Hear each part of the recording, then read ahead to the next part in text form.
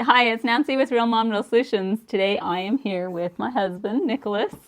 Hello. It's nice to meet everybody. Well, yesterday was our 27th wedding anniversary, and we told you guys that we would do a little Q&A about our marriage. So we decided to tell our story from the very beginning, and in doing that, it will answer pretty much all your questions. And any of them that doesn't get answered, we'll do a future video for it. So we're going to just get started.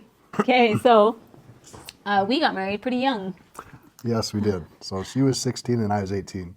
Yep. And we decided to get married, and we didn't know how to be married. I didn't know how to be a husband. She didn't know how to be a wife. And like most of you, we had to learn and figure it out along the way. Yep. And a lot of you will ask why we got married so young. So we probably should. Because I knew, without a doubt, that I wanted to marry you and spend the rest of my life with you and Yep. forever with you. And And I didn't need any more time to figure that out. Yep. And pretty much same thing for me. So he had all the qualities that I wanted in a husband. I knew that I wanted to marry someone that had a strong faith in God and that would lead me and my family. And he seemed like the perfect fit. When we first got married, then it, like, I was totally head over heels in love with you. And she loved me, but not as much as he loved me, actually. and I think you learn how to love. Like, you love each other, but you don't really know how to do that.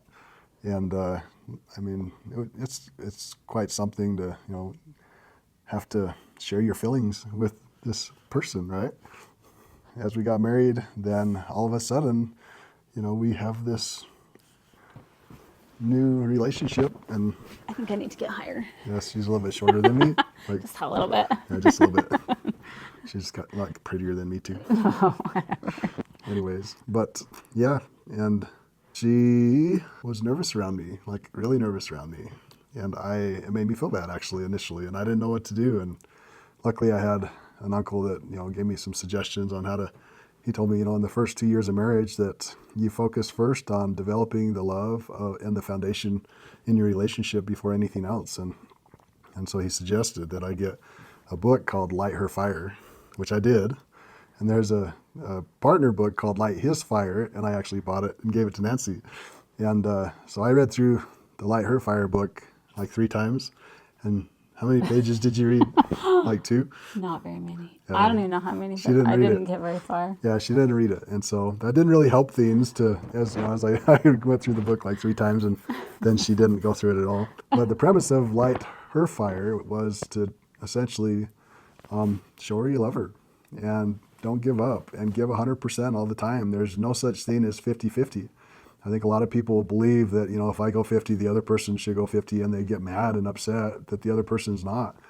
And in the first 2 years of marriage, like, I was 100% all the time. Like, it didn't matter what happened. I was always leaving you little notes and just doing sweet things and really just winning her heart and helping her to know how much I loved her. And I remember the moment after 2 years that it clicked, and I could tell that she was not nervous anymore around me. And it was pretty neat. And I think there's a big difference between knowing you want to marry this person and knowing how to actually be a husband and a wife. I think there's a big difference. There's a big difference between a flirtatious, whatever, liking someone and whatever versus deeply loving them too. Yeah, for sure. For sure. Oh, for sure. And I think everybody, as they get into marriage, then they have to learn how to love. It's like they think they know, but they don't realize that love is an action. And it's like you got the different love languages that, words of affirmation or gift giving and different things. I think one of the lessons that you learn as you first start in your relationship is that love is an action. It's not just a feeling. And some people will actually and not her. I didn't look at you. It wasn't you. What you Yeah. say? I was just going to say that, you see, in some people's relationships, then a person maybe doesn't know how to love, but they want to be loved. And so they get upset and think that getting upset is going to make them be loved. But if you want to be loved, you have to be lovable. It's kind of interesting. If you want to be liked, you have to be likable. She's very likable. a lot of people asked if we wanted to have a big family from the very beginning. We didn't really ever talk about it, to be honest. Like, I came from a family of 12. And I had 11 brothers and sisters.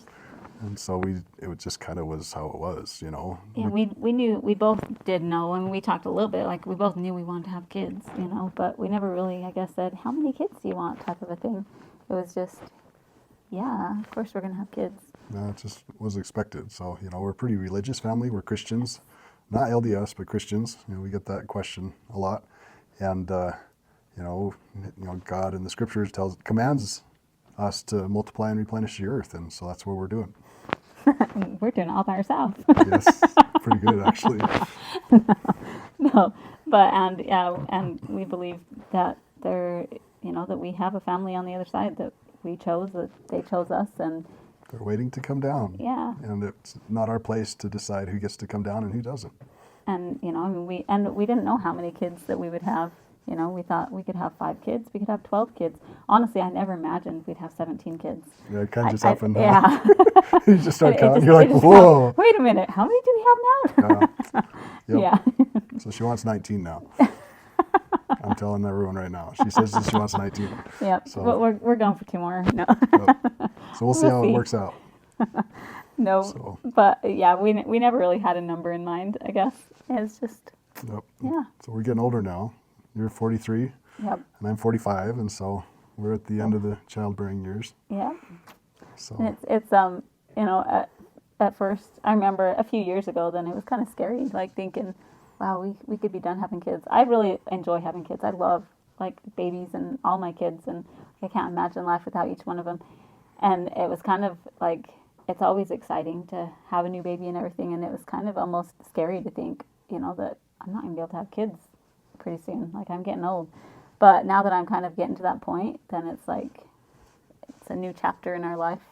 And now we're having grandkids, and our kids are getting married and having kids, and it's exciting in a different way, Mm-hmm. to where it's actually, it's not a sad thing, it's an exciting thing, and kind of going on to the next chapter. We're grandma and grandpa now. Yep. Grandma Nancy, she does not look like a grandma. This is one hot grandma right here. Except where I got my gray hair already. Yeah, this is not dyed. This is a natural gray. That's okay. So, yep. Yep, that's where my age comes through. Someone asked when we had our first kid. And Yes. It was the day before our first anniversary. Yep. So I was 19 and she was 17. Yep. So, and all the babies were naturally born. All at home. Yep. It's a lot Yes. cheaper that way for sure. Yeah, but we don't do it because of the expense. We do it because It's just how it's just the way that I like it, I guess. hospitals are not fun. Yeah. Much less but I haven't comfortable. had any problems. Like, my births have all gone so perfect. Well, you So- did have some miscarriages though. Yes, I did. So that was one of the questions. Is Yeah, the gal whatever. asked, have you ever miscarried, and how do you deal with the trauma of going through miscarriage? I have had 3 miscarriages. And the worst one, then the baby was 5.5 months. Not quite. I think it was only 4.5 months. Was it 4.5? Yeah. That was really hard. But that one was hard. And then I had another miscarriage right after that one.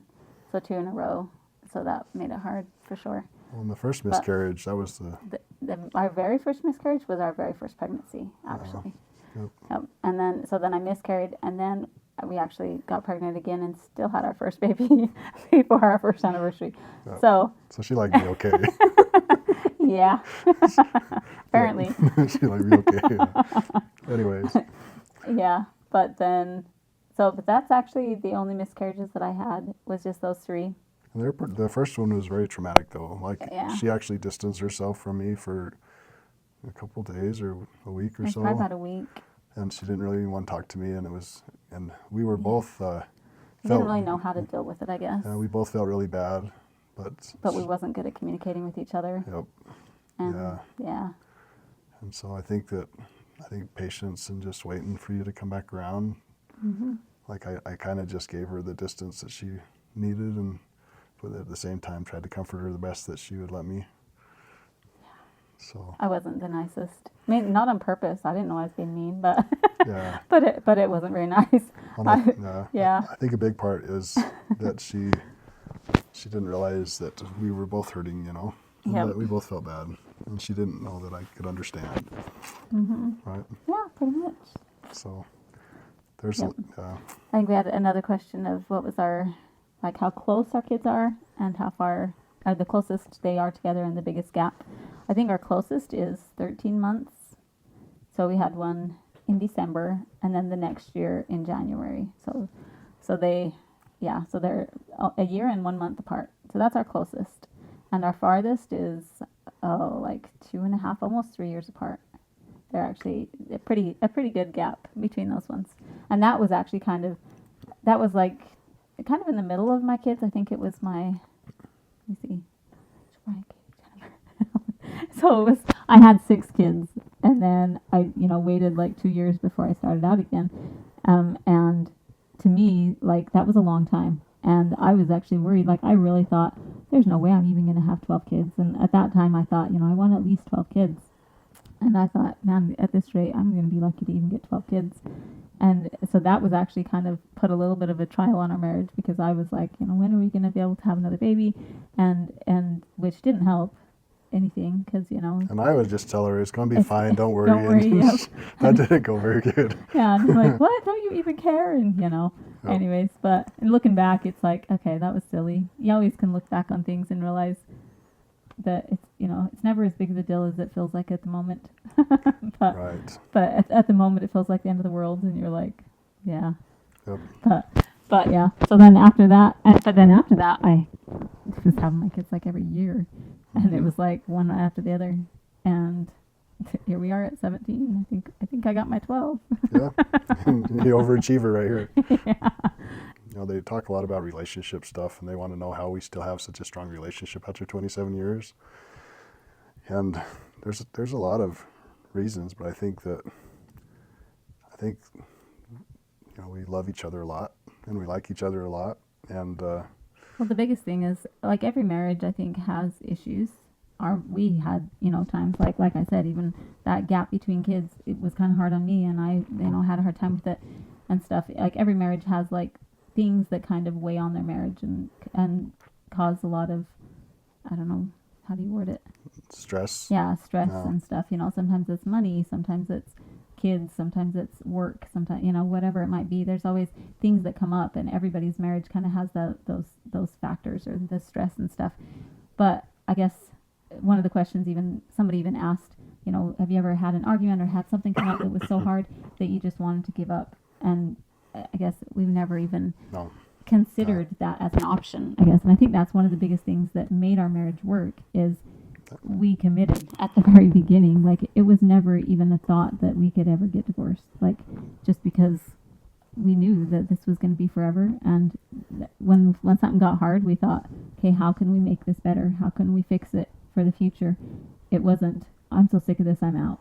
Like, I like the movie Fun with Dick and Jane, because those characters in there, when life got hard, they stuck together. It would have been real easy for the wife to tell the husband, well, you lost your job, you don't have any money, I'm just going to leave you. But that's not what she did. Even when he came up with some harebrained scheme, she was right there with him, and she just enjoyed the ride. And I think that people can learn from that. Your marriage, you're not going to know everything. You're not going to, things are going to hurt your feelings. Things are going to come up, but you stick together and you do it together as a team. And a lot of people, we're a traditional family, where we put the husband as the leader or the head of the household. And in fact, somebody asked that, does your husband lead your family spiritually? Absolutely. Right. In every way. Right. And so, but like, I didn't know how to lead. When I first got married, I didn't know how to lead, and she didn't know what it looked like to follow. And we had to learn those things.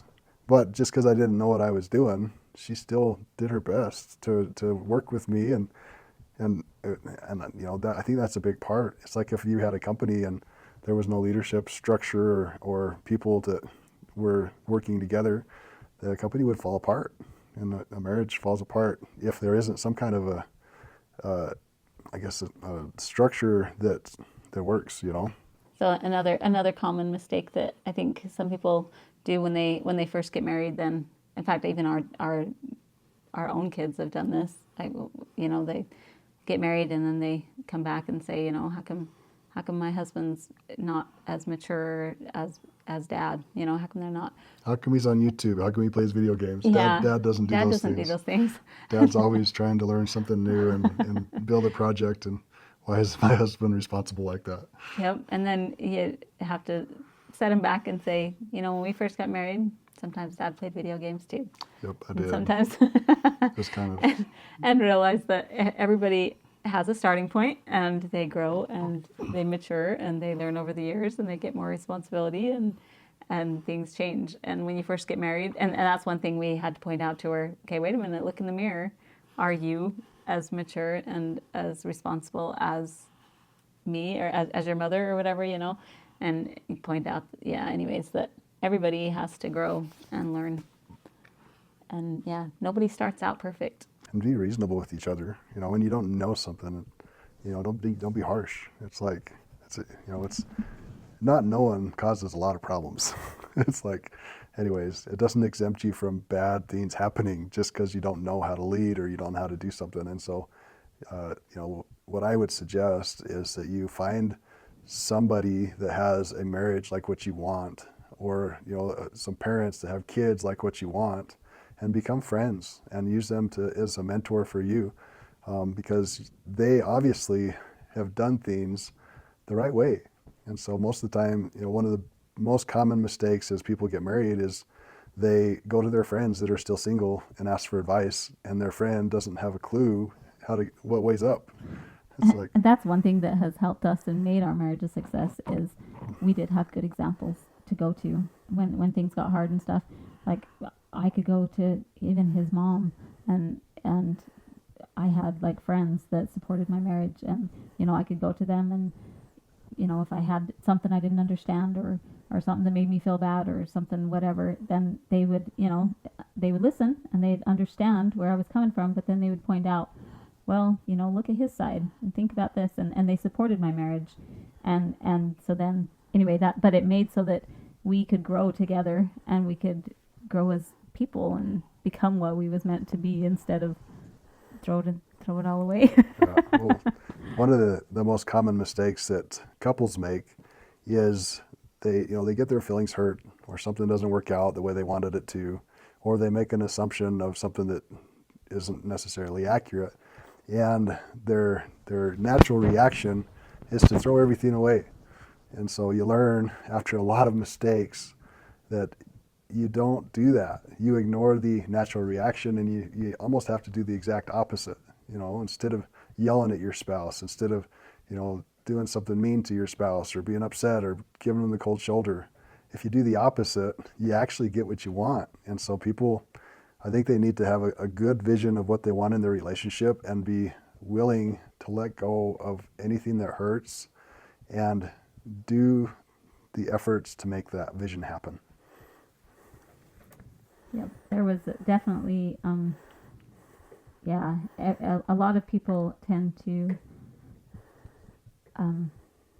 assume the worst. I know I did that at the beginning. There was a lot of times that I would just assume the worst. You know, he'd get home from work late and assume that he's probably just off playing with his friends or, you know, whatever. Anyway, you just assume that things are going a certain way, and then you come to find out that no, he has this big deadline and he's super stressed and he's, you know, working his head off, and then you feel really bad that you complained or got after him or whatever, and anyway, and you learn the hard way. But anyway, I do remember there was a couple of times where I assumed the worst in my mind, you know, and I kind of upset. By the time he got home, I was already mad, and like, you know, he had no idea. But I thought, you know what, I'm not gonna even let him know I'm mad. You know, I'm not gonna, you know, start anything, whatever. And then he'd come home, and I kind of waited it out, and then pretty soon he started telling me about his day, and he had all these things happen, and how much he had going on, and he was stressed. And I realized all of my assumptions was completely wrong, and I was so glad that I didn't say anything, that I kept my mouth shut. Anyways, and then it made me realize like how I do that, you know, and I thought I can't do that. Like, you don't assume the worst. If anything, you should assume good intent. You should assume, you know, that whatever, the good side of it. Anyways. Give them the benefit of the doubt. There you go.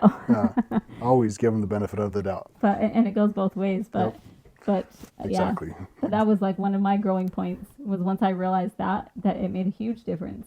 And yeah, you realize that, you know, they everybody is just trying to do their best. Yes. So everybody has a battle. Yeah, everybody has a battle, and sometimes you don't realize what they got going on, huh? Yep. In the same way, she always has her battles too.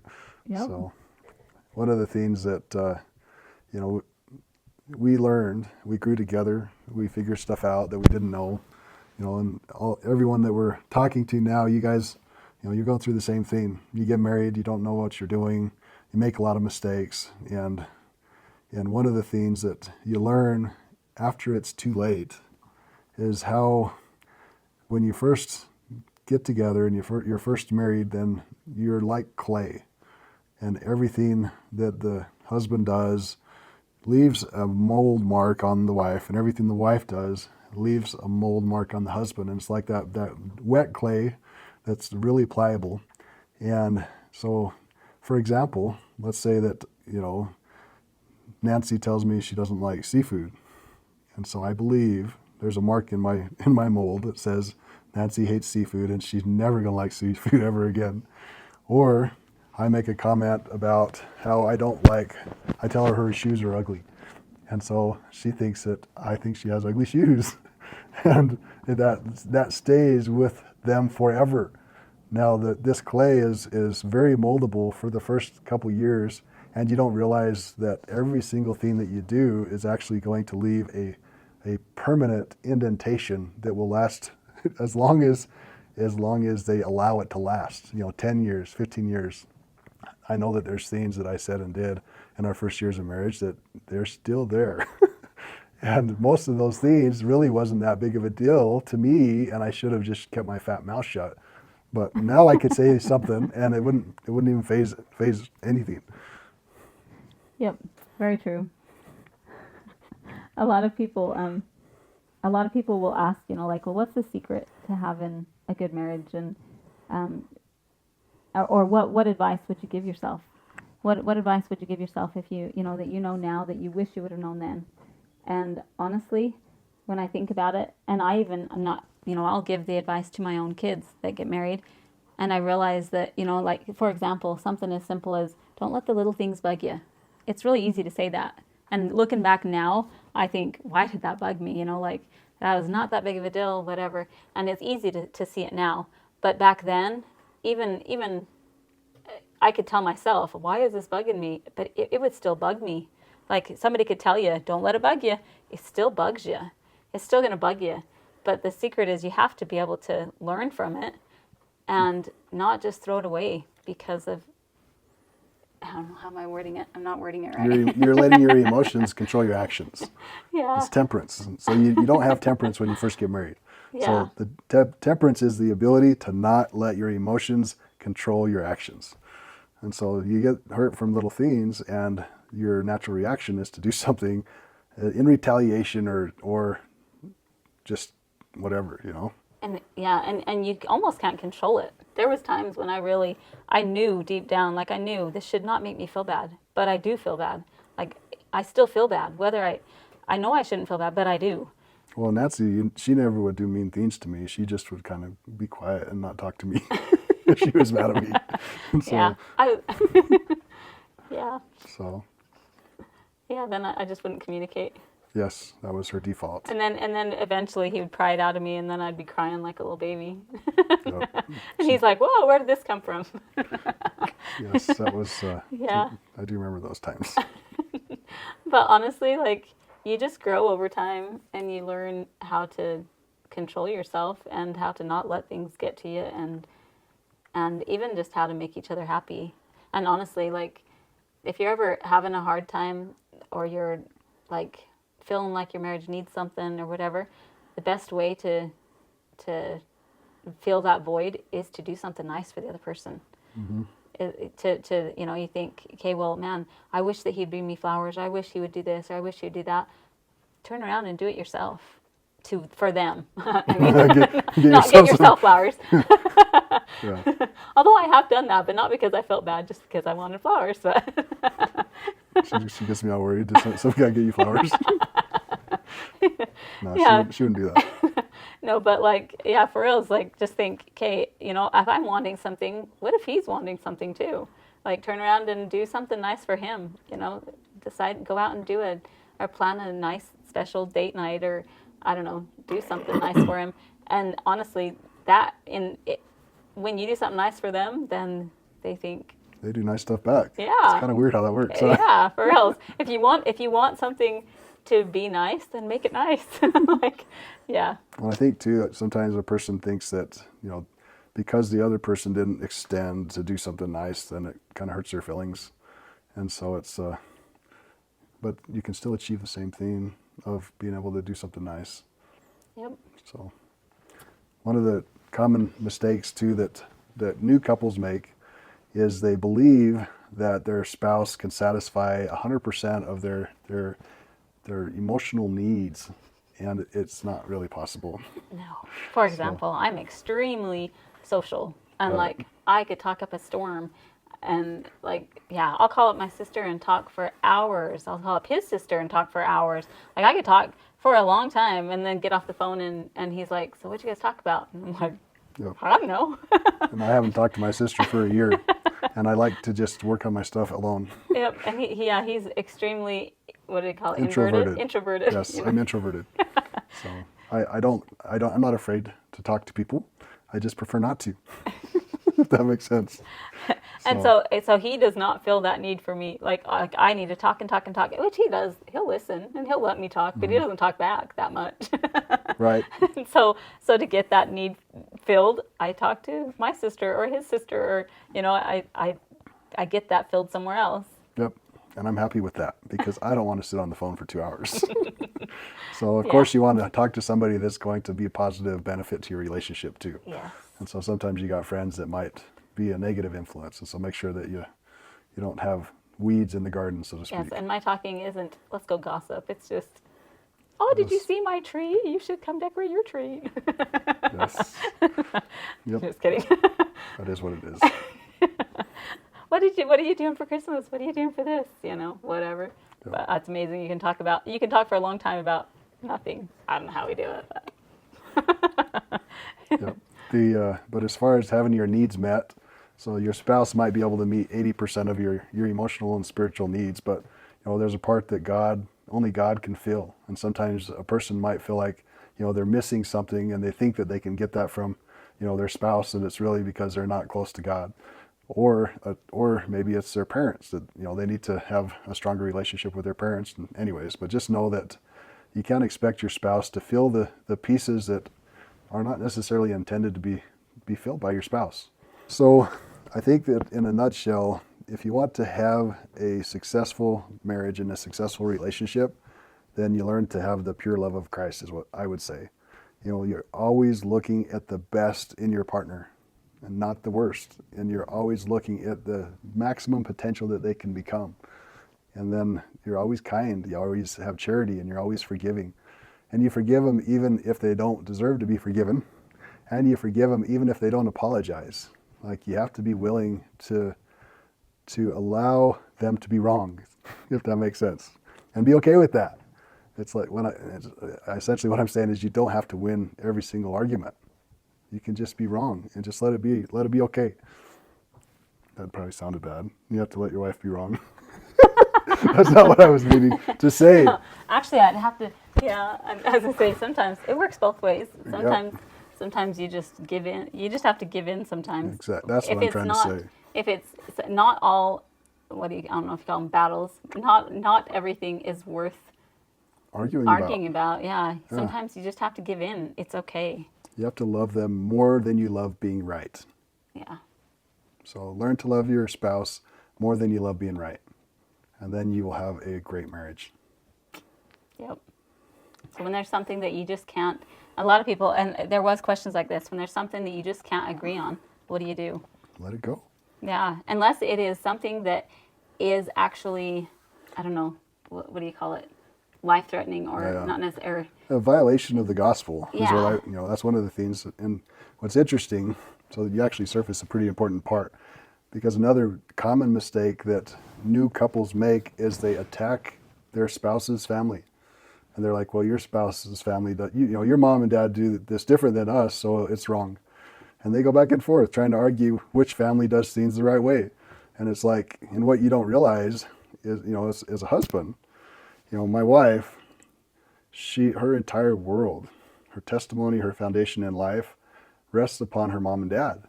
And so if I get married and immediately just start taking an axe to that tree and start chopping it down, I'm destroying her foundation of life. And it makes her not love me. It's like, so you have to show your spouse's family respect, and you have to love them, and you have to become their ally instead of their enemy. And realize that just because another family does something different doesn't mean it's wrong. That's exactly. And so what happens when she has an opinion that's different than me? Well, if she wants to put the wash rags in a different place than me, then I'll just let her do whatever she wants.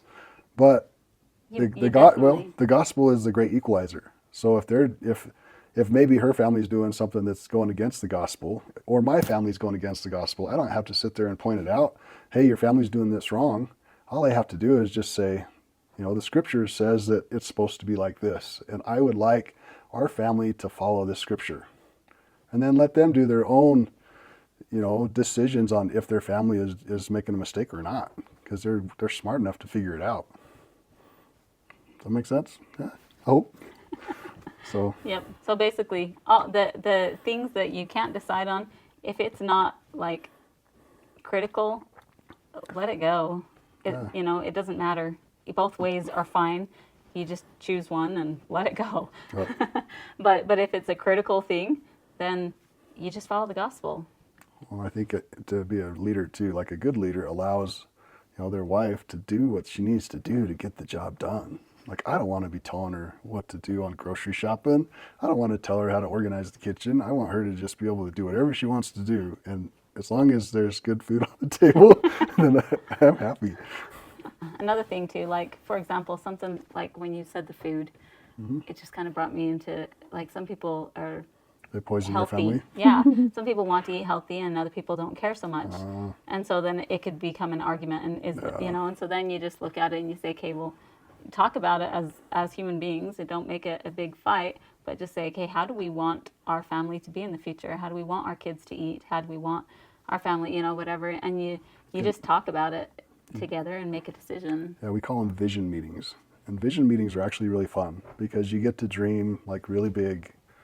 Before we had this nice, wonderful house, we talked a lot about, when we can afford it, many years down the road, what would this beautiful home look like? Like, vision meetings are really neat. And it's like, nobody has a vision meeting where they're big fat couch potatoes. It just doesn't happen. Even the people that like Cheetos and stuff like that, but you dream big and you just sit down together and you say, how do we make this life the most amazing life that can be? And it's pretty easy to get on the same page when you do stuff like that. So speaking of our house, though, a lot of people asked how in the world we can afford our house and all of our kids and everything. So first of all, when we first got married, like we said, we were really young. So I was 16, broke. He was 18. We We poor. did not have a lot of money, like really any money. Mm-hmm. Anyway, so we actually lived with his parents at first. For like 2 years almost, a year and a half. It was, we actually had our first baby at her house. That's right. Still living there. And then after I had gotten pregnant with our second kid, then we moved to an apartment. Yeah, we bought an apartment. Yeah. And we made loan payments on the apartment. And we were at the apartment until we had 7 kids. Katie, so I Was think it it 6? was 5. 5 kids? Let me see. Donna, Rachel, Brian, Katie. No, we only had 4. We only have 4 kids? We only had 4 Wow, kids. we could have stayed there a lot longer. Yeah. So we was at the apartment until we had 4 kids. How many years is that? We only lived there for about 5 years. 5 years? So that means that we had been married for about 7 years before we bought a house. Yeah. If you include the time we was at Mom's. Yeah. That's probably about, yeah. So we moved to the apartment right before we had our second kid. Yeah. We was there for 5 years. Had how many kids? We had like 4. 4 kids? Yeah, we had 4 kids. And so we bought a In house. a 2-bedroom apartment. A 2-bedroom apartment. Yeah. So it wasn't a very big apartment, but it was decent. And then we bought a house. So that was after we had been married for 7 years. We bought our first house, which was a 2,000 square foot house. It was actually 1,900 square feet, but Yeah. and that house was too big for the amount of kids that we had. And in hindsight, we should have rented the basement out for about a 3-year period to help pay for the house. But we were we not didn't. wise back then, but we are now, and our kids are much wiser than we are. And Yes. so, and then we stayed at our 1,900 square foot house until we had how many kids? We had 13 kids. 13 kids, and we were there for 16 years. Is that about right? Yeah, I was gonna say 15 or 16. 15 or 16 years. Okay. Something like that. Yeah. So that means that we were married for 23 years before we bought this big house. And we had paid off our apartment, put the money into the house, into the 1,900 square foot house, paid off most of that house, put all that money into this house. So when we bought this nice big house, the amount of out-of-pocket loan that we needed to get on the house was equivalent to just buying the smaller home. So that's how we afforded this big home. We started many, many, many years ago. And the two things that we did is, we made income planning. I realized after first 2 years of marriage that I didn't want to be a vending route driver my whole life, and so I went to school and got an education in hopes of having a career that would bring more financial success. And at the same time, we learned to budget. We learned to save. We are big Dave Ramsey advocates. Some of you are asking, how did we alter the Dave Ramsey program to fit our big family? And really, what we did is, he tells you what percent of your income can be spent in each category of life. And the categories where our kids made those budget amounts go higher, we raised those percentages and had to reduce the percentages in other categories. And so essentially, we don't spend more than 35% of our household income on our household expenses. That's the Dave Ramsey principle. We spend about $120 a month on each kid for food, or is it? Yeah, it's probably about 120 now. Yeah. And Food prices all and 17 prices. kids don't live here now. How many Yes. kids we got living We have, here? we have 12 kids living. I know you have to ask. I don't even know. She does. Yeah, I'm sorry. It's okay. It's funny. Yeah, I don't. Yeah. It's embarrassing. But Honestly, I actually forget sometimes because it's like, we got 17 kids, and then you're like, wait, I think 5 of them are married, so let's see, we got 12. Guess we just need to get better at math. Yep. No, just kidding. I know We what, have 12 kids living I know here. what kids live here. I just don't sit there and count them on my fingers, Yeah. So, Yep. We pretty much feed and take care of all 17. No, I'm just kidding. and our grandkids I'm come a just lot kidding. too. Yeah, they are noisy as a lot. They're really noisy. Well, our kids are really noisy too, but when somebody else's kids are there, your kids are even noisier because it's like, exciting. There's more people here. And yeah, it's noisy. Yeah. Noisier. It's always noisy. It's been so weird because we did this little staycation for our anniversary. And so we sent our kids everywhere else. In fact, our married kids have a lot of our kids. They're helping us out so much on our anniversary. They made our anniversary really nice. So we have I think 3 of our married kids took some of our kids, and then my mom took some. And anyways, we kind of divided them out between a bunch of people. But our house is empty, so there's nobody here but us. And it's almost creepy because it's quiet. That's what I was telling her. Last night, then as we were laying there in bed, I was expecting our 2 little daughters to come in our bedroom to come sleep in the room with us because they do that every night. And then this morning when I started running the bath water, then all the little kids always come running in to take a bath. And, you don't really realize all the neat little things that the kids do until they're not here. And it's wow. Anyways. I know. It's like they're gone for half a day and you start missing them. And then you're like, wait a minute. This is supposed to be my vacation. This is my break. I have to no, it's okay. They can go play with their grandma for a little bit. Well, one of the questions that somebody asked was, how do you, I guess, promote having a big family? How do you get people to change their perspective of big families and or even having a family at all? Because the modern trend is to shun people that have kids, thinking that those kids are some kind of a drain on the world. Yeah. As Christians, we're commanded to multiply and replenish the earth, but I think anybody that doesn't want to have kids, they don't have the right vision and perspective of how special and wonderful kids are. We could just sit there and show you video after video of all of the neat stuff. My son is learning guitar. He sits on the chair over here, and he's getting really good. And He's done it for 3 months, and And He's really good. yeah, and he learned it all on his own, and he's learning 3D printing. And then, my little girls are like little princesses, and little Beckett. And Yeah. anyways, like every one of the kids is like has so much to give to this world. And the kids that are married and have their kids, and how special like everything is. It's so amazing watching your kids grow up and take all the different steps in life. And yeah, You try to help them. You're like, you know what? There's a tree over there you're going to run into. Because I hit it myself. But, been there. Well, and Let's avoid it. the scary thing is the trend in the world too is, don't listen to your parents and get away from it as fast as you possibly can. And quite frankly, after you get married, you need more advice after you get married and start having kids than you did before. And so make sure you have strong, spiritual help in your family. Yep. Yeah. Somebody asked, how do you give one-on-one time with all of your kids, because there's so many and everything. And that actually just reminded me when you said the married kids need more guidance and stuff. Yeah, so we actually do, like, we take our kids on walks, and like we kind of set aside a time to where we try to meet with each one of them one-on-one at least once a week. And of course, you're around them all the time and everything, but just so that they have time to talk to you personally, and you have time to kind of see what's going on in their life and everything. And so we'll like take them for a walk in the afternoon, or when we're driving to an appointment with them, or whatever, whenever we can fit it in.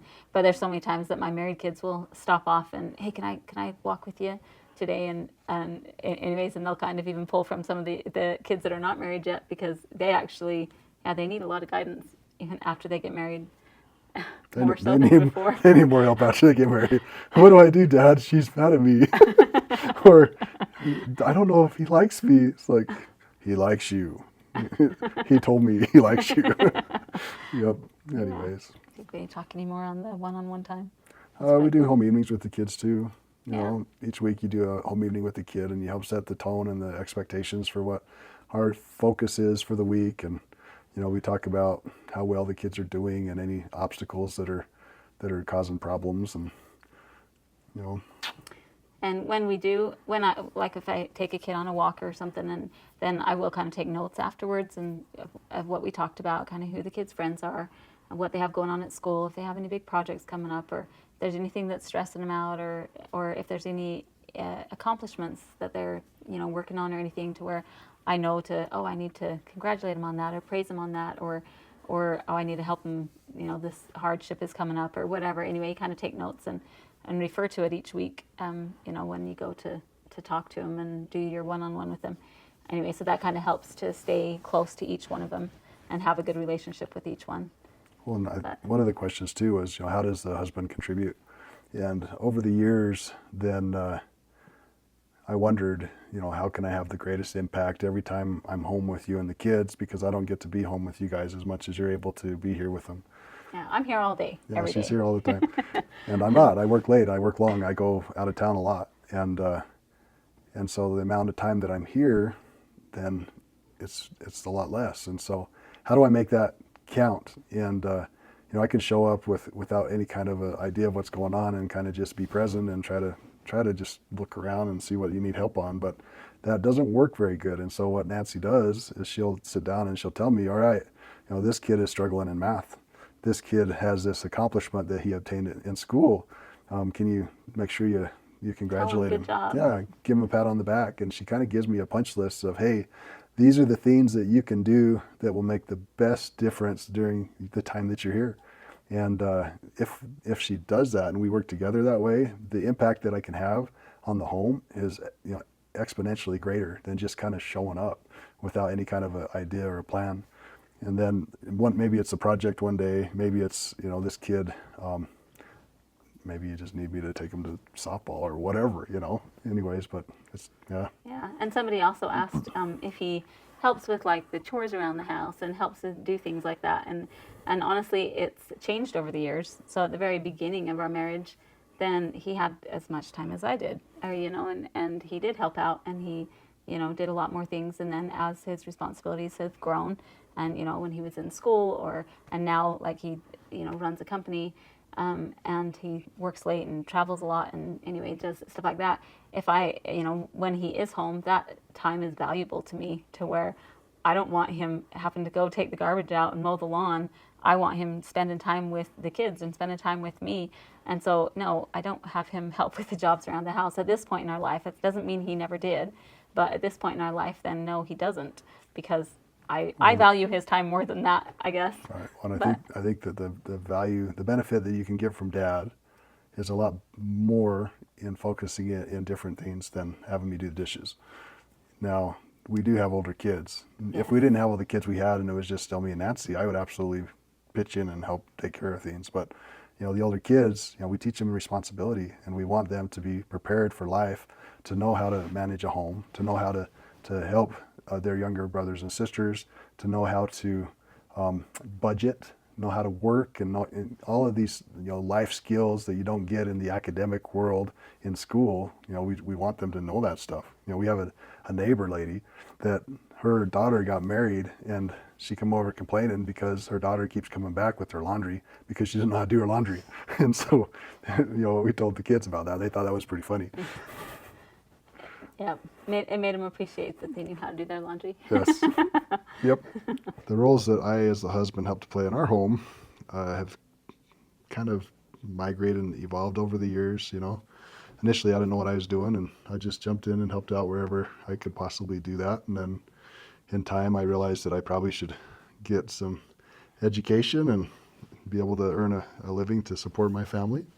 So I did that for 8.5 years, and then I really worked hard to develop my leadership skills and kind of help. You know, we had a big handful with all the kids and everything, and so we had to develop a lot of routines, and you know, I helped kind of create all that, you know, and He came up with the whole laundry solution.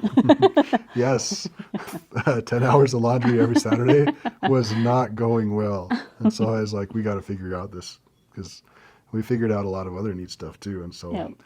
Pretty much, I help with a lot of, you know, systems design and helping to figure things out and help create vision with the family and with the kids and teach the vision and And basically help us to progress and go forward. yes, yeah, somebody's got to be on the top of the ship looking ahead, making sure that, you know, the kids that are graduating from high school are getting prepared for college, and that they have some kind of an idea of what their career path should be after they graduate. You know, I focus a lot on talent development with the kids. You know, I try to identify what their natural abilities are and skills and interests, and kind of cultivate those things to help them to have a bunch of tools in their toolbox that they can use, you know, when after they, you know, grow up and move out and get married and have their own families and have responsibilities in life. Yeah, I think, yeah, there's a lot of stuff to do. And I started a company, been working my head off on that for almost 18 years now, and we're on the verge of really being really successful, but it's taken a tremendous amount of effort and sacrifices, you know, with me and the family. So I'm hoping that things get easier and we can breathe more than we can now. Yeah, we kind of hold our breath sometimes. Yes. I'm pretty good at it. Well, like we have our son is, you know, got married not too long ago and has a couple of kids now. But the point that he's at in his life, like he helps a lot around the house and stuff like that, which he should. And, you know, if he looked at his dad and said, hey, you know, Dad doesn't help around the house. He doesn't mow the lawn or take out the garbage or do the dishes. You know, why should I? But of course, we've taught him better than that. But basically, our point is, at the beginning of our marriage, then he did do stuff like that. But now he doesn't because, yeah. Well, I have leadership roles that I'm expected to carry, you know. And I think early on, you know, you make a good point. You're not, you know, if you think that when you get married, you're automatically at the state that your parents are at, I mean, you're not. You know, you can't afford the same house. You know, it took us 23 years to be able to afford to buy this house and not have to, you know, lose everything to get it. I know people see us and they see our house and, oh my word, you guys must be rich. Oh, I wish we was. No, we're not rich. So, yeah, Someone did ask if we had our house paid off. no, No, we don't have it paid off, but we don't owe too much on it. We're trying. We're getting there. Yeah, we're working on it. Yep. But So, well, and I think we're rich where it counts. You know, Yes. have the best family that you could possibly have, and the Lord is taking care of us. Yep. Yep. And somebody actually, they always ask, well, how can you afford so many kids and everything? And someone else commented on one of the comments, and they said that they had a neighbor that had a lot of kids, and they asked that neighbor that same question, and his response was, the Lord sends a basket down with each kid. And it kind of seems like that's the way it is. You don't always Something know just- how it's going to work out, Yeah, but it works but out. it works out. So, And- you know, the Lord feeds the fowls in the air and the grass on the ground. They don't have to have jobs to exist, and so Yep. He's all, you know, if you have Every faith. time something comes up to where, we end up able to get more income, and it works. We did get a lot of comments asking how I handle all the stress of having so many kids and managing a home and, taking care of my husband and having all these roles that you have to play. And it definitely is very stressful. It's not that I don't get stressed, or it's not that that everything comes easy to me by any means. But you just learn how to kind of deal with it, and you just take it one thing at a time and realize that you can't do everything at the same time. So you just look at what's the most important at that moment, and You do what you know. you do, yeah, yep. Do what you know. And when you don't know what to do, think about what you're not doing that you know you should be doing, and do what you know. And by the time you get that done, you'll figure out the next step. Yep. But yeah, life definitely does get stressful for everybody, even me, especially me. Well, I think your tolerance for stress gets a lot stronger too. Yes, for sure.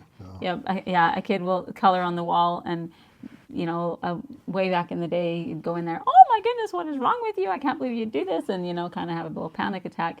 And now you walk in there, colored on the wall again, huh? Let's go get the magic eraser. Or You learn how to just deal with it. Or you come home and the kids had a potato war, and there's potatoes busted all over the kitchen and the house, and mom's mad and dad's laughing. Anyways, and then you make the kids stay up till 2 a.m, clean up the potatoes, and then you ask them if it was worth it, and they say yes. Yeah, life is pretty fun.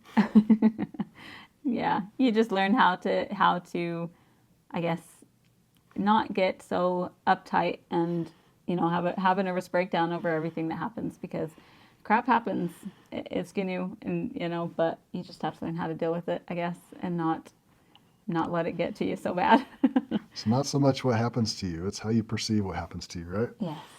Yep. So. And later you look back and you say, "Oh my goodness, remember that time when you had a potato war, or you did this?" Those are the highlights of our life. Yeah. But yeah, and sometimes you do, like having a lot of little kids. Sometimes you do have times when you have a kid crying because they're hungry, and another kid needing to be changed, and another kid is tired, and another kid, and you have so much going on, and it all hits you at once. You need to make dinner, and you need to do this, and you need to do that, and you just have to look at the situation and you say, okay, what can I delegate to someone else? What can I? What is the most important thing? What's life-threatening, or what's who needs help the most first? And you just take it one step at a time, and eventually you get caught up, and then everything goes good again. And it's not always stressful, but you definitely do have stressful times, and you just have to learn how to deal with it, I guess. So what was as you went through each phase of motherhood, and you had like the first 2 to 4 kids versus the next 4 kids, and so on and so forth, what phase was the most difficult to manage? I'd say probably when, you could say a number of kids, but it's not really based on the number of kids, it's more your age of your kids. So before your older kids are really old enough to help. And honestly though, your older, like my oldest kids was helping pretty young, to where when my oldest was 8 years old, she was helping so much. And now I look at my 8-year-old and he can't hardly tie a shoe. I mean, it's by default, the oldest has to be a snowplow, pave the way. Yep. Yeah. But yeah, once your older kids are probably about 8 o'clock or 8 o'clock. Yeah.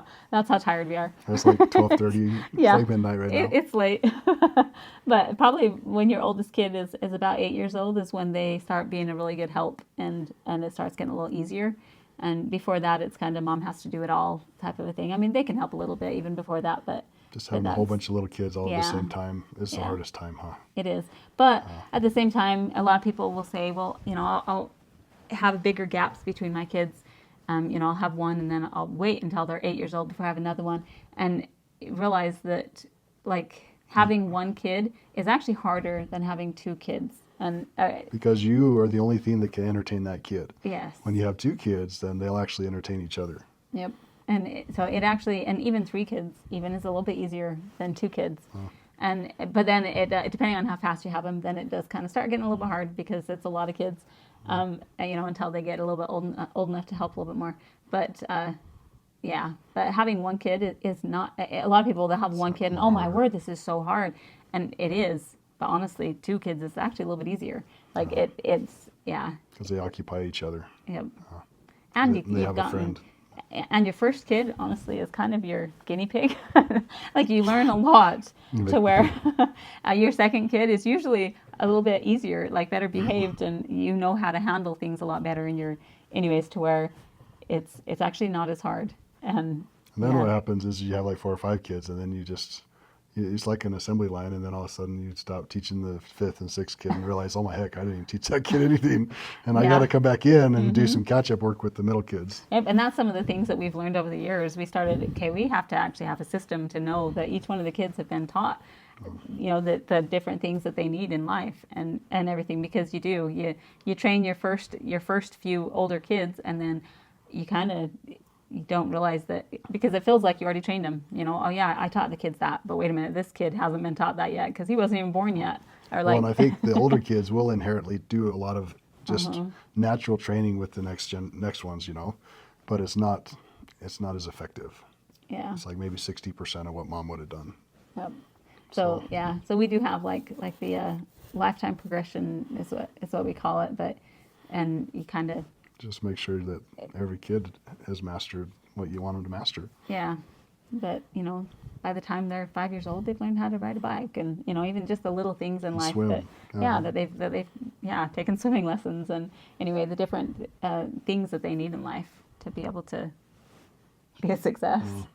Well, and everyone says, how do you have time for so many kids to make sure that they get what they need? And the way you do it is you have a plan. And you deliberately focus on what the goal needs to be for each of those kids, because most people don't have plans for their kids. They just kind of are there. And so having a plan, and you can be very productive and accomplish a lot with them. Yep. So we got a lot of questions about like how we manage our home and time management, right? Yeah, time management, and even like how do we get the kids to, how do we keep the house clean, and how do you juggle working and training your kids? How do you manage the house, school, homework, doctor appointments, everything? How do you have time to do videos? I don't. That's why I don't have hardly any videos out there. Yes, that's why we're doing it at midnight. Yes, for reals.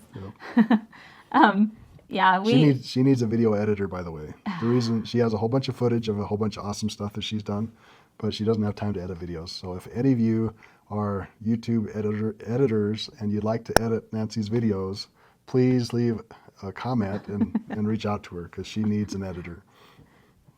There you go. Yes. If you want more content for Nancy, help her edit videos. So, but as far as our home management, we do have different like systems in place. We have like Skylight Calendar, where the kids have their what's expected, so they know they can go to their list and see what all they need to accomplish that day, and they can check it off. And it also, we have like videos on there that reminds them how to clean their jobs and how to like basically they know what's expected and when it's expected. Yeah. And there's a routine. So when the kids get home from school, they know exactly what they're supposed to do, when they're supposed to do it, and who's supposed to do what. And when it needs to be done by. And if all goes well, all Nancy has to do is manage that whole experience, and it will be awesome. Yep. And then when I get home, I try to help her out. Usually by the time I get home, the kids are well into the routine. Yeah, the routine, dinner and homework, and she'll tell me, hey, look, I need extra help in these areas. Yep. So, but we do have some videos a little bit more on that, and I'm sure we'll be doing more videos on it as well. But so I'm not going to go into a lot of details on that, but yeah, basically making sure your kids knowing what is expected of them and when it's expected makes a big difference. And training them too. Yes. Because As a leader, I've learned that when you first tell somebody something, that you're lucky if they retain about 40% of what you're teaching them. And this is even at the executive level in the company that I run. And so when you have a kid and their brain is not fully developed and they're still learning, when you're training them for the first time, they're probably going to retain 25% of what you're teaching them. And you have to realize that. And so you can't tell them, you have to be patient. You can't just tell them one time and think it's going to work. So you have to tell them, you have to show them, you have to do it over and over and over. And then you have to watch them and follow up with them. And you're going to realize that, they didn't quite get it. And so, but if you invest the time to do training with the kids properly, then it saves a lot of time on the back end of frustration of, they're not doing it the way they're supposed to do it. And not realizing that, I taught the first 3 kids how to do dishes, but the 4th kid, I didn't even teach him how to do dishes. And that's why every cup in the cupboard is nasty. Yep. And that's where the lifetime progression comes in play. Yep, You're like, oh yeah, I missed that on this kid. Well, I wasn't criticizing anything. So for the record, that's never happened here. No. We do date nights. We try to do them once a month. It's not necessarily any certain date, a certain day of the month. It's just we try to do it at least once a month. And we actually take turns doing it. So he's the odd months and I'm the even months. And we just take turns planning date nights. And then same with like our anniversary or Valentine's Day, then we just, every other year, we take turns. So again, he's the odd years and I'm the even years. And we take turns planning those things. So this year, it was my turn to plan our anniversary. And so... She does way better than me. Yeah, probably. She for sure does. Just kidding. Mainly because he doesn't have time to plan it. But that's okay. He did okay. So, yeah, and somebody actually asked, what are you going to do for your anniversary? So this year we did our little staycation, which we've never done that before. You would think that we would have, but we always have too many kids at our house. So, but we actually, so I found a babysitter for all the kids. 4 babysitters. Yes, 4 different babysitters. And actually our older kids helped us out. Did we already talk about this? You did. I did, yeah. That's So we okay. already talked about this. So See, this is how she gets on the phone for 2 hours. Yeah, I just repeat myself over and over. There you go. So besides the date night, we also, once a week, then we have a set time. In fact, we actually do it Saturday mornings, then we have a time set aside for one-on-one where we get together and we talk about anything that we have going on that week. So if there's anything going on with the kids, if there's, just anything at all that we need challenges that we need to, anything that we need to surface. Need to work through, yeah. Yeah. And we also kind of go through our goals and what we need to accomplish the next week, and we kind of just go over anything. Yeah, so it's a week at a time. So it's it's chunked up to where you can easily manage that one week. This is what's happened this week. This is what needs to happen next week, and we kind of just go over everything. Between the kids, between work, between the house, between whatever we need to talk about. And it's really based on the 12-week year. So that's a book that we went through, and it teaches you how to be extremely efficient and self-accountable and productive with your goals and your vision and how to create that vision. And so every week we have our vision meetings where we're like, hey, where did we want to be? Where are we now? What's stopping us from getting there? And it's not a bashing session at all. In fact, Nancy's, we together set goals for the family. And then she's like, okay, I'm going to do, A, B, and C, and then I'm going to do X, Y, and Z. And then I account to Nancy, hey, this is how it's going with my stuff. And she accounts to me, how is it going with her stuff? And we just... And we're accountable for our own self stuff. Right. I come in and say, well, this is what I was supposed to get done. I didn't get this done. This is why I didn't get it done. These were my obstacles. This is what I'm going to do to get it done this next week. And, and you kind of just, you correct yourself, Right. and say, okay, this is what I need to do. And then sometimes he'll chime in and say, well, I think this would help, if maybe you do this or whatever. But basically, yeah. Yep. Yeah. And it works. But 12-week year, you should read it. It's awesome. Yep, it is. And then but we also, every day, we try to spend a little bit of time alone, without the kids. Sometimes it's not till after the kids go to bed. Sometimes it's, just, he'll sneak me away every once in a while because I don't stop moving. She does not. She does not. Or he doesn't stop working either. You think he works at home. He works everywhere he goes. He's just always working. So sometimes we just stop each other and you know what, it's time for break, and Yep. just go in and kind of interrupt them and say, hey, let's talk for a sec, you know. And anyway, we do try to, I guess you call it couch time or whatever. And yeah, so we do try to sneak a little bit in there every day. But that day, the once a week really like ties it all together. And Yeah, Yeah. I think that most of our couch time is probably just in bed when we first, go to bed. We just, have yeah, talk for talk for a little bit. a little bit before we go to sleep. Yeah. And somebody was asking, The intimate, as far as the intimate part of life, is it scheduled or is it, I don't remember how she said it, I don't know, but no, it's not scheduled. And she says, who usually initiates? Definitely. can you blame me? Anyways, And no, it's not scheduled, I guess. it is scheduled every single time you get out of the tub. That's Okay. that's Okay, the okay. trigger. Yeah. I guess we don't have problems in that area. Nope. That's why we have 17 kids. Okay, so I did get a lot of questions as far as my like pregnancies and childbirth, and so this doesn't have anything to do with our marriage, I guess, but we'll quickly go through some of these. So let's see which ones we kind of answered some of these. They asked if all your births were natural at home, and yeah, they were. And how do you deal with pain during birth, and how can it be reduced? I don't know if that's even possible. You just have to deal with it. I No. think that focusing on your breathing, like Yeah. when she's in labor, I'll do breathing exercises together with her, and it seems like if you're breathing together, counting breaths together, that it really helps take their mind off the pain. So it doesn't. I don't know if it takes your mind off the pain, but no, I don't know. I think as far as like dealing with the pain, just I don't know. The thing that I always do is just more think about what it's doing and know that. In fact, I actually look forward to the hard pains because I know that when the hard pains come, I'm almost done. And so like we'll have kind of a lot of piddly stuff and to me it's like, come on, when's the hard stuff gonna get here? When's it gonna get? Because then I know I'm almost done. But I mean, I do have fairly fast deliveries. I think mine are usually about 2 hours start to finish. So mine are pretty fast. I know not everyone's is like that. I do have mine all like at home natural, so I don't have any painkiller or anything like that. But I don't know. I don't know if there's really anything you can do to like get rid of the pain. I think that's impossible. But besides, I guess going to the hospital and having an epidural or whatever. But I've never experienced that, and honestly, I don't have any desire to. I mean, yeah, I don't know. I don't really know how to answer that.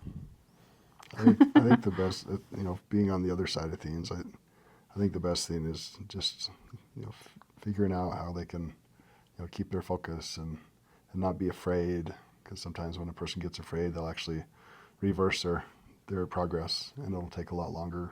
Yep. And so just kind of having, believing that the process is working and that things are going to be okay, and just.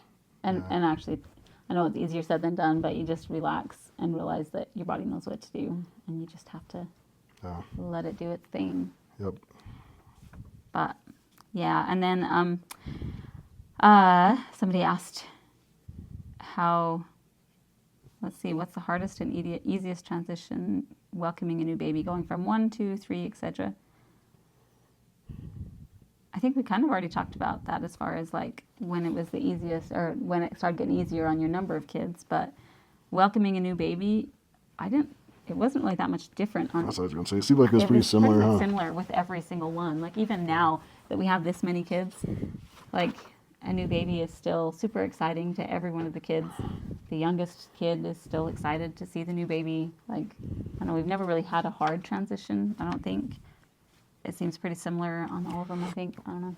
And then somebody asked how we manage like postpartum depression and how do I take care of my body. And somebody also asked like, how do you get pregnant back to back? Like so quickly and still, what kind of diet do you do and stuff like that.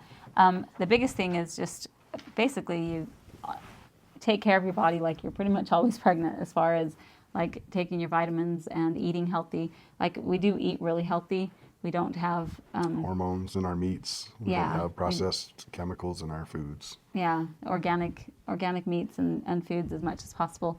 And We don't get vaccinated. yeah, I know that might not be popular, but that makes a difference. yeah, and and then like we don't drink soda, and we limit our sugar like really a lot. Cook with honey instead of sugar. And I know everyone's going to say, well, honey is a sugar. Honey is a sweetener, but it's different than sugar, than processed sugar. Anyways, but yeah, everybody can, and to each their own, it doesn't, anyway, that's just what we do. But, and we like, we don't have dyes in our foods, and we don't drink coffee, or we never smoked or drank, or like, I don't know, we try to take really good care of our bodies and eat a lot healthier. And then you do have to like make sure you're taking your prenatal vitamins before and after pregnancy, and pretty much you just are always keeping your body up on the nutrients and stuff so that it can like actually be able to handle a pregnancy that fast. What happens is your body can't produce the hormone levels that it needs for balance if it doesn't have the micronutrients. And the micronutrients come from the prenatal vitamins and also from your placentas, because you take your placentas and she freezes them and then actually eats the chunks of the placenta in shakes, and it balances her hormones. That works pretty good. Yeah. So And I notice a really big difference in my mind. Like it makes my mind a lot more clear, because after you have a baby, I don't know, I don't know how everybody is, I guess, but if I don't take my placenta stuff, then I notice that I get really like forgetful, like you forget everything, and I'm like that anyways. But it gets really bad right after you have a baby, and you kind of almost start losing your mind. Like you just can't remember anything. You walk out of the room and, oh my heck, I don't remember what I was doing anymore, and you have to go back and refigure it out. And that actually seems to make your mind a lot more clear. And anyway, and it just helps balance your hormones and everything. So that's one thing that seems to help me. But yeah, I don't know. I think that answers it pretty good. Hope so. So eat your placenta and your vitamins, exercise, and don't Yes. eat crap. Yes, I do try to exercise in between every single pregnancy, and a lot of people asked, I guess they did ask how my diet and exercise changes during pregnancy and after pregnancy. My diet stays really close to the same, like, all the time. As far as I do eat a little bit more when I'm pregnant, but the types of foods stay the same, Well, your body type doesn't gain weight very easy either. Yeah. Like my body type gains weight a lot easier. Yes. But, and then as far as my exercise though, I try to exercise a little bit when I'm pregnant, but honestly, I have not found it very easy to do it, because every time that I am pregnant, I get really, really tired and like exhausted to where I just don't have the energy to exercise and keep up with my kids and everything. But I am really active all the time. Like even when I'm pregnant, She gets 10,000 steps in every day when she doesn't exercise, because she's going through the house everywhere. So she gets a lot of exercise just inherently from the responsibilities that she manages. yeah. So anyway, I do stay active, but I don't like do an actual exercise program when I'm pregnant. But then when I'm not pregnant, then I do an exercise program. I think there's been like a couple of times when I didn't do one very consistently, but I try to do it pretty consistently in between every kid. Well, and it helps too So- with the next pregnancy. I think that if Yeah. a mother doesn't rebuild her body and her muscles between each of her children, then each time she has another baby, it tears her body down more and more and more. And after 2 or 3 kids, you might not notice it, but after 5 or 6 kids, it's really going to have some wear and tear. And so you got to do that. You have to recover the body between each kid. Yeah, for sure. And some of my kids are pretty close in age. And so when I look at it, like I try to exercise pretty quickly after, to where by the time I'm like 6 months or 6 weeks postpartum, then I'm exercising pretty regularly. In 8 weeks, I'm full-fledged at the gym, exercising regularly. And on some of my pregnancies, I started out fast enough that if I wouldn't have done that, there's no way I would have had my body rebuilt. Anyway, so And we have a home gym. Yes. We have a very nice home gym set up, and we have a gym pass at the local gym too. yeah, So even if she whatever. can't get away, she can exercise just at the house. Yeah. Right now, I'm actually doing most of my exercising at the house, and every once in a while, I sneak off to the gym with him. Oh. But yeah. Let's see. Got most more questions. I think so. Who takes care of everyone while pregnant and postpartum? Me. We don't have a nanny. Yep. Yeah. No, but my older kids do help a lot. like immediately right after I have a baby, then well, we try to like meal prep right at, ahead to where you have stuff to where the kids can just put it in the oven, or Nick can put it in the oven, whatever, anyways, or we'll have family that will bring meals over and stuff like that immediately after. But I mean, I can get up and get around pretty quick after. I do recover pretty quickly. I don't know if it's my diet and what else. I don't know. It doesn't. Yeah, within like a few days, I'm can go make meals and stuff. Oh yeah, does your body get deformed when after babies? Yes, your body does get deformed after babies, but I don't know. It still looks pretty dang good. I think that you just have to realize and accept it and realize that I guess it's kind of like your sacrifice to have kids. It's worth it to me. Well, and it doesn't really cause a lot of damage to your body on the first like 1, 2, or 3 kids. Yeah. Unless you like get like uber fat, like super size, and have it like an eating competition while you're pregnant. And honestly, when you're younger, your body bounces back way easier than when you're older. And I know it's kind of the thing, everyone wants to wait till they're a little bit older and more mature and have money and whatever before they have their kids. But as far as your body goes, it is way easier as far as you can handle the pregnancies better. Your recovery is way faster, and your body does not show the damage or whatever near as much when you're younger. Like, it bounces back so much easier. And you have the energy to keep up with your kids. Yes. Like if you started having kids really late in life, then you're actually a lot busier later in life too. Yeah. So. Yep. So yeah, it makes a difference. Your age, I think my age makes more of a difference than the number of kids to me. Like, yeah.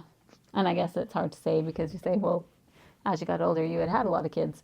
But there's even a lot of people that, have their first kid at 40. And when they explain their, hardships and whatever they've gone through, it sounds about like mine at 40. And even though I had 15 kids before that or whatever, like, your age seems to make a much bigger difference than the number of kids. Anyway, if that makes sense. Do you have any habits that help strengthen connection together? Yes, actually. So the early years where I was just trying to develop our relationship and get her to fall head over heels in love with me. And she loved me, but didn't know it. Just kidding. Anyways, then it created a lot of habits. I went through that Light Her Fire book, and it taught me how to call her pet names and to leave love notes and do little things for them. And I did it for long enough that it kind of it always stayed with me all of these years doing a lot of those things. Now the frequency of it isn't as much as it used to be, but it's still like, I always want to. He gives me compliments all the time, and that actually makes a big difference. I don't know if he knows that I appreciate it, but because you kind of feel, I don't know, I always feel a little bit weird getting a compliment, but at the same time you want them. I don't know if everyone's like that or not, but he does give me compliments a lot, and that actually is really sweet. Yep, she's awesome. Yep, she's beautiful, and I don't know what I do to you. What do I do for you? You're like, oh, nothing. I just love you anyway. Oh, so what's the question? Have any habits that help strengthen your connection together? I don't even know. The things that Nancy does that I think is awesome is she always does the things that I ask her to do. Even the stuff that I ask that's really unreasonable, she tries her best to do it. And like, yeah. And she always has believed in me even when I didn't deserve it, even when I didn't know what way I was going. She stuck with me, and she's nice to me. Like, no matter, even if I don't deserve her to be nice to me, she's nice to me. And I think a lot of people that say, when you're having turmoil in your marriage, try being nice to the other person, even if they don't deserve it. It's like, yeah, she's the biggest sweetheart ever. So what's your favorite attribute about your spouse? I think I just kind of answered that one. Yeah, I think so too. She's pretty too. That helps a lot. We really appreciate everybody's support. Yep. And everybody got in and asked tons of really good questions, actually. And if we didn't get to your specific question, I'm really sorry. I hope we hit most of them, and we'll kind of go back through them. And if we need to do another video, we can too. But well, and then if there's anything that we might have touched on that you guys want us to go in a little bit more detail, let us know, and we can share that. Yeah. So, all right. It was- Okay. Well, it's like midnight, so we are going to go to. Should we see what time it is? It's 12:30. It's 12:30. So it's Sunday now. We're going to go to bed. Yep. Good night, everybody.